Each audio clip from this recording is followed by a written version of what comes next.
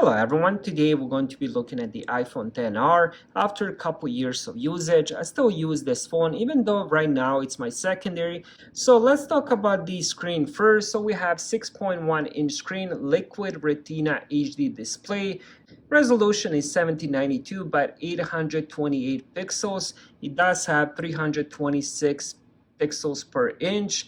True tone displayed, wide color display, haptic touch, and it does get really bright. It has 625 nits of max brightness. So right now I have it probably set at 50%. Let's bump that up. So right now it's 100%, super bright.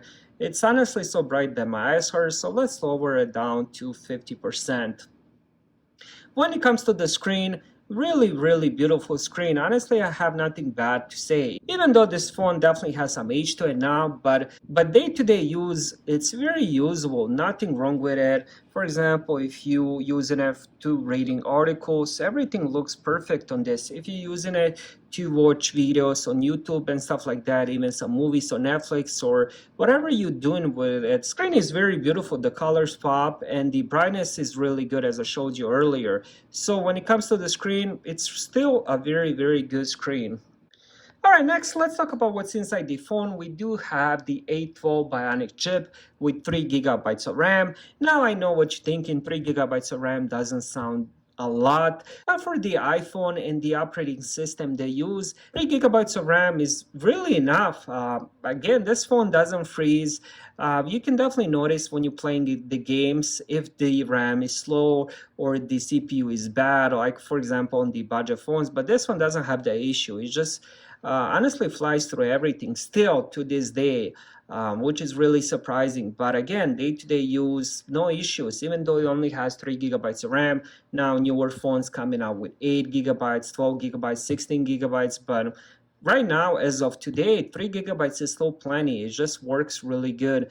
Now let's talk about the camera next. We do have 12 megapixel wide camera, 1.8 aperture, digital zoom up to 5x, optical image stabilization.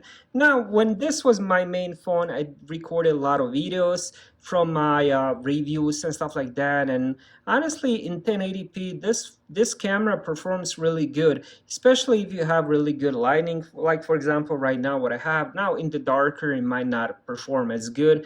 It would really depend what kind of phone you're coming off to. So for example, if you're coming from the iPhone 13 or the Samsung S22 or something like that, and then you go back to this, you might notice the difference, of course, because those newer phones have much better cameras. But if you're coming off the budget phone, like for example Motorola G Stylus or something like that, like a budget friendly phone, then this camera will actually perform much better, even though those phones might be 2022, 2023. But I always say, if you want the phone for the camera, just buy a used premium phone. Don't go for those budget friendly Motorola phones, because they don't have good cameras. So with this one you are getting better camera than the phones I mentioned. And also these cameras can record in 4K. Now when it comes to the front facing camera, you're getting 7 megapixel camera, pretty good for selfies. So if you want to use this phone for a little bit of Facebook, take a couple pictures, couple selfies and stuff like that, it will definitely do the job. It's pretty good quality. Now before I forget, I wanted to show you how the phone looks and what buttons come with it. So we have a couple speaker grills on the bottom, lightning port for charging.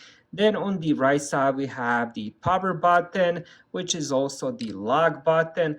To turn this phone off, you have to hold the power and the volume up. So once you hold those two, you can turn it off. And then if we look at the top, nothing on the top. And then on the left side, we do have the Apple's mute button, like a little slider. So if you ever had an iPhone, I think they did it from the first generation. But I honestly love this button. I use it so much. And then you also have the volume rockers, and I believe on the left side or the right side is where the SIM slot is. But let's check that out before I forget. Right side is where the SIM card slot is.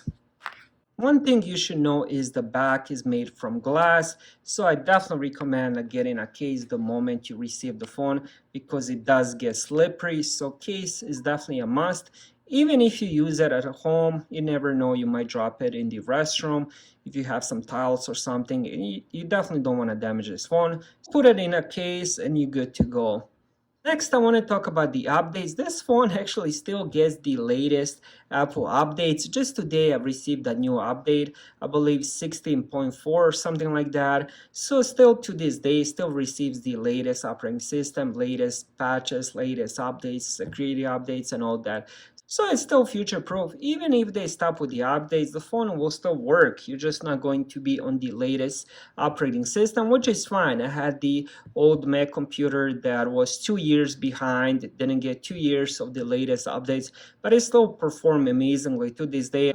Honestly, if you're looking for a phone that you can browse the social media, browse some web, play some music, play some videos, play some games, take some decent pictures, take some selfies, I would definitely recommend this phone. It works really good and it's very stable and secure. Thank you guys for watching and have a great day.